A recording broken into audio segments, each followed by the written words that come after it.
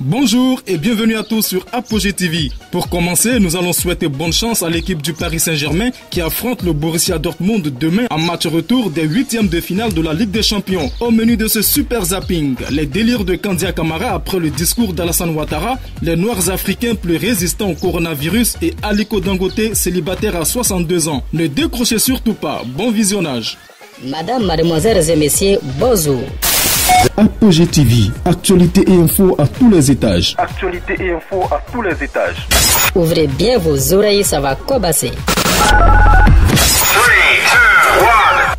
Depuis l'allocution du président Ouattara le 5 mars dernier face au député Yamoussoukro, les réactions se sont multipliées tant dans la société civile que dans la classe politique. Si son discours semble avoir été clair pour tout le monde, pour Kandia Camara, ce n'est pas le cas. La ministre de l'Éducation nationale, de l'enseignement technique et de la formation professionnelle semble avoir perdu le sens de la raison et sa réaction est plus qu'hallucinante. Le président Ouattara est un homme d'exception. Dans beaucoup de pays africains, ce sont les populations qui demandent aux dirigeants de partir. Mais malgré le bilan éloquent présenté par le président Ouattara, décrit par l'ensemble des Ivoiriens sans distinction, un bilan qui vaut en lui seul un 3e et un 4e mandat. Il y a 3 jours de cela, sur les réseaux sociaux, j'ai vu un groupe de Zouglouman en train de chanter. Dans la chanson, ils parlaient des réalisations du président Alassane Ouattara. Ils ont dit que ces réalisations méritent un 3e mandat, a-t-elle déclaré. Pour Kandia Camara, la chanson d'un groupe de Zouglouman pourrait se substituer à la constitution ivoirienne et déterminer le nombre de mandats du président de la République. Des propos d'une bassesse intellectuelle qui font honte à un pays aussi moderne que la Côte d'Ivoire.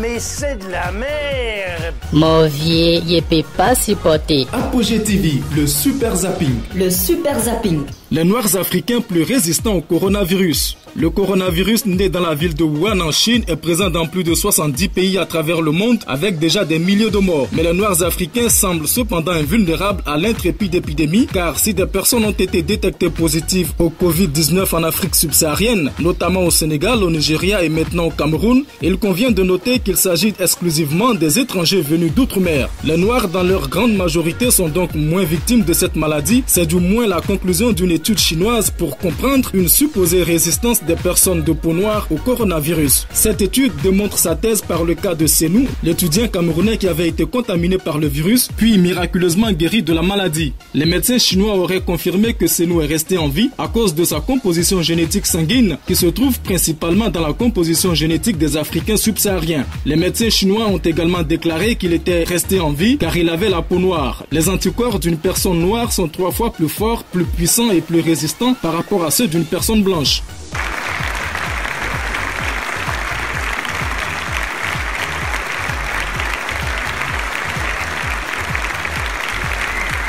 Apogée TV, le super zapping. Le super zapping.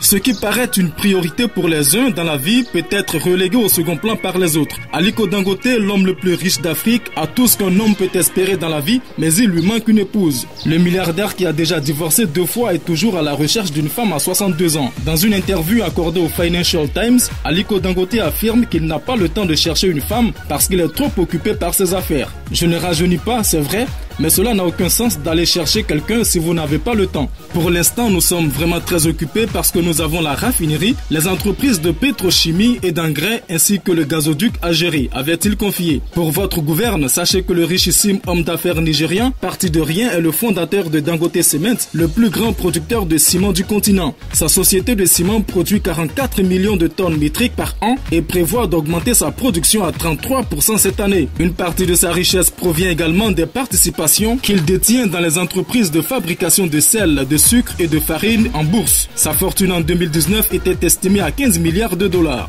Apogée TV, le super zapping. Le super zapping. C'est tout pour ce super zapping. Merci d'avoir été avec nous et de votre fidélité. À très vite pour une autre vidéo sur Apogée TV. On dit les bonnes choses, ne dire pas. On t'a bien parlé. Maintenant, fermez les parenthèses. Merci et à dorénavant.